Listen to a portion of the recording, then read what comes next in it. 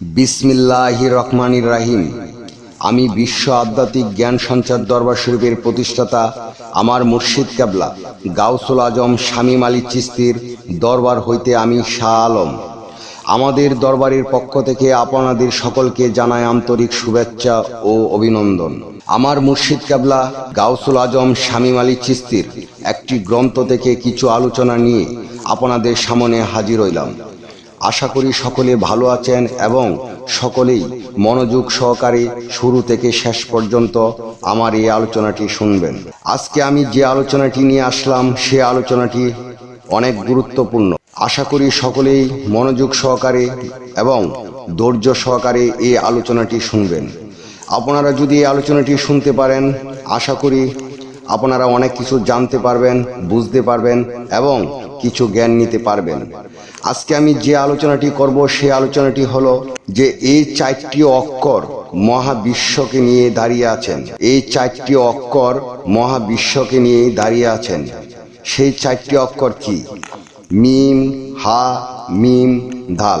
মহাবিশ্বের ভিতরে এবং বাহিরে মিলায়া এই চারটি অক্ষর মহাভাবে এবং মহা চারটি জায়গায় স্থান নিয়েছে। প্রথম যে মিমটিতে সেই মিমটিতে আরশ সৃষ্টি করিয়াছেন আল্লাহ, যাহাকে আরশ আজিম বলা হয় এবং সৌরজগৎ বলা হয়, আরও বলা হয় সিদরাতুল মুনতাহা।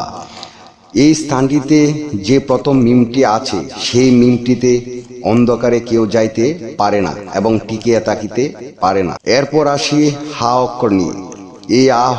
এই হা অক্ষরটির স্থান হলো আকাশ এবং জমিনের মাঝামাঝি জায়গাতে হা অক্ষরটির স্থান দেওয়া হয়েছে এবং এই হা অক্ষরটির মধ্যে বাতাস নিহিত এবং এই বাতাসের মাঝে স্বয়ং স্রষ্টা বিরাজিত ও এরই মাঝে স্রষ্টা পরম রূপে বসত করিয়া থাকেন। আর যদি আকাশ এবং জমিনের মাঝে যদি হা অক্ষরটি না থাকে তাহলে স্রষ্টা পরম রূপে এখানে থাকিতে পারেন না। হা অক্ষরটি যেদিন অচল হইয়া যাবে সেদিন এই মহাবিশ্ব জগৎ অচল হইয়া যাবে এবং এই মহাবিশ্ব জগৎ চূর্ণ বিচূর্ণ হইয়া যাবে। তাই বলি স্রষ্টার কিছুই হবে না, কেননা জগতের বাহিরে থাকেন আর ভিতরে তাকে পরম রূপে স্রষ্টা। তৃতীয় মিমটি হলো জমিনে অবস্থিত, যেখানে স্রষ্টা জমিনের মাটি দ্বারা মাটির কিছু সৃষ্টি করিয়া থাকেন এবং এই সৃষ্টি ও জন্মের জন্য একজন রাখিয়াছেন। তিনি স্রষ্টার হুকুম অনুযায়ী জন্ম ও সৃষ্টির কাজ করছেন। আর যাহা কিছু জন্ম সৃষ্টি হচ্ছে তাহা সকল কিছুই প্রাণীদের কাজে লাগছে এবং প্রাণীর কাজে যদি লাগে তাহলে সর্বশ্রেষ্ঠ মানুষ প্রাণীর কাজেও লাগে। এই 3 নম্বর মিমটিতেই পৃথিবীর সৃষ্টি হইয়াছে। এখানে মানব জাতিরা বসবাস করছে এবং সমস্ত প্রাণীরা বসবাস করছে এবং এখানেই মৃত্যু হচ্ছে, এখানেই জীবিত হচ্ছে। এবার আসি 4 নম্বর অক্ষরটি হলো দাল। দাল অক্ষরটি হলো জমিনের তলদেশে, যাহাকে বলা হয় পাতাল। সেই পাতালের সৃষ্টি হয়েছে দাল অক্ষরে। যেখানে দাল অক্ষরটি অবস্থিত সেখানে দাল অক্ষরটি কি কাজে লাগছে এবং দাল অক্ষরটি ওখানে তাহার ডিউটি কি, এবং সে দাল অক্ষরটি পৃথিবীর বাহিরে অবস্থিত কিন্তু বিশ্বের বাহিরে নয়।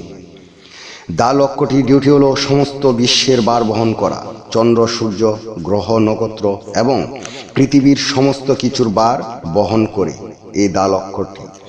এই 4টি বৃহত্তম অক্ষরের মাঝেই শত শত ভাষার অক্ষর লুকায়া আছে। আল্লাহ আমাদের সকলকে বোঝার জ্ঞান দান করুক। আমার মুর্শিদ কেবলা গাউসুল আজম শামীম আলী চিশতির গ্রন্থের যে আলোচনাটি করেছি আপনাদের কাছে কতটুকু ভালো লেগেছে? যদি আপনাদের কাছে ভালো লেগে থাকে তাহলে আমাদের এই চ্যানেলটি সাবস্ক্রাইব করে দিবেন। তাহলে আপনারা সামনে ভালো ভালো আলোচনাগুলো পেয়ে যাবেন। সামনে আপনারা কী ধরনের আলোচনা চান আমাদেরকে কমেন্টে জানাবেন। আমরা চেষ্টা করব আপনাদের পছন্দ মতো আলোচনা নিয়ে আসতে। আমার এই আলোচনাটি করতে যাইয়া কথা ভাষায় ছন্দে অনেক ভুল ত্রুটি হয়েছে। সকলে আমাকে ক্ষমা ও সুন্দর দৃষ্টিতে দেখবেন। সকলে আমার জন্য দোয়া করবেন, আমি যেন আমার মুর্শিদ কেবলা গাউসুল আজম শামীম আলী চিশতির সকল গ্রন্থের আলোচনাগুলো আপনাদের সামনে নিয়ে আসতে পারি। সর্বশেষে সকলের চরণে হাত রেখে একটি কথা বলে যেতে চাই। সেই কথাটি হলো যে আল্লাহ গোপনেরও গোপন। সেই গোপনকে পাইতে হলে একজন কামেল মুর্শিদের কাছে যাইয়া বায়াত গ্রহণ করি। সেই গোপন ইবাদত ও গোপন সাধনার মাধ্যমে আল্লাহকে লাভ করিতে হবে। সকলেই ভালো থাকবেন, সুস্থ থাকবেন। আল্লাহ হাফেজ।